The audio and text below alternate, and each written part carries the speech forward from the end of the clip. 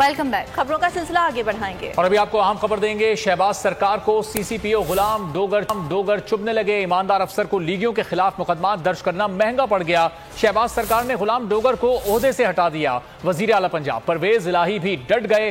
परवेज इलाही ने गुलाम डोगर को चार्ज छोड़ने से रोक दिया। इस पूरी सूरत-ए-हाल पर गुफ्तगू करेंगे। सीनियर तज्जियाकार समी इब्राहिम साहब ने हमें ज्वाइन किया है। समी साहब, अब एक अफसर अगर ईमानदारी से काम कर रहा है तो इस तरह विफाक इंतकामी कार्रवाई कर रहा है, उसको हटाया जा रहा है, अब क्या कानूनी तौर पर मामला आगे बढ़ेगा?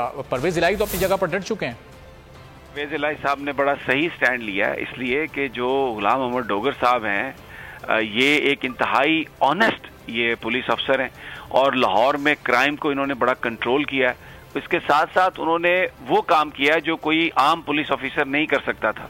गुलाम डोगर साहब ने उन लोगों पर पर्चे दर्ज किए हैं जिन्होंने 25 मई को निहत्ते अवाम जो थे उन पर गोलियां चलाई, उनको मारा, उनको जख्मी किया। हम सब ने अपने टीवी स्क्रीन पर देखा कि पंजाब पुलिस उस वक्त एक ऐसा मंजर पेश कर रही थी, एक बारबैरिक फोर्स के तौर पर वो सामने थी और शरीफ खानदान के इशारों पर उनको नचाया जा रहा था। और अभी भी मैं आपको बताऊं, जो आईजी साहब हैं ये हमजा शहबाज के ही अपॉइंटी हैं और ये अपना अलल्ले तलल्लों में ये मसरूफ हैं। और ये जो शरीफ खानदान है ये पंजाब में पीटीआई चौधरी परवेज इलाही को टफ टाइम दे रहा है। तो इन्होंने गुलाम डोगर साहब को ये हटा दिया जी, वहां से ट्रांसफर कर दिया, ये कहकर कि जी इन्होंने बेसिकली क्योंकि इन्होंने वुज़रा पर पर्चे दर्ज किए उन लोगों पर जो अनटचेबल थे, जिन्होंने लोगों को मारा था। तो अब चौधरी परवेज इलाही साहब ने कहा कि ये तो सवाल ही पैदा नहीं हो सकता, ये हमारा इस्तेकाक है, हम बिल्कुल इनको नहीं हटाने देंगे।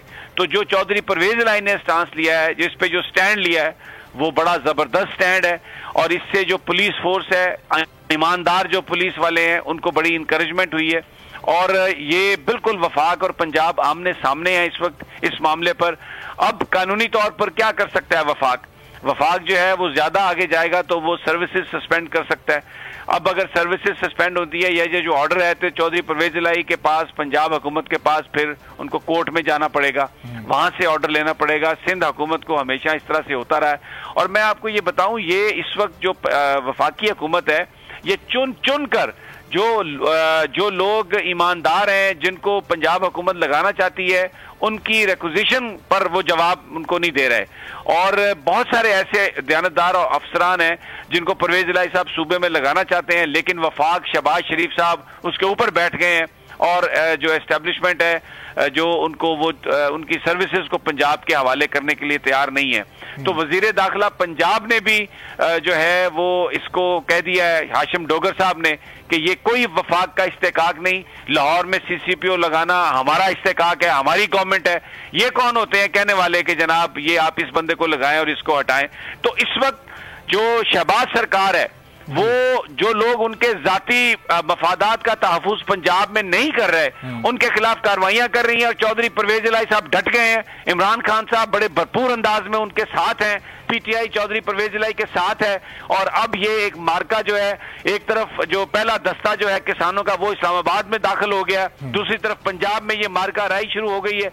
तो ये मुझे लगता है जो फाइनल शो डाउन है ना, उसकी तरफ हम बढ़ रहे हैं। और फिर फाइनल शो डाउन में तो मैं सिर्फ यही कह सकता हूं कि हक सच की फतह होगी, पाकिस्तान के अवाम की फतह होगी। सही, बहुत बहुत शुक्रिया समी इब्राहिम साहब गुफ्तगू करने के लिए।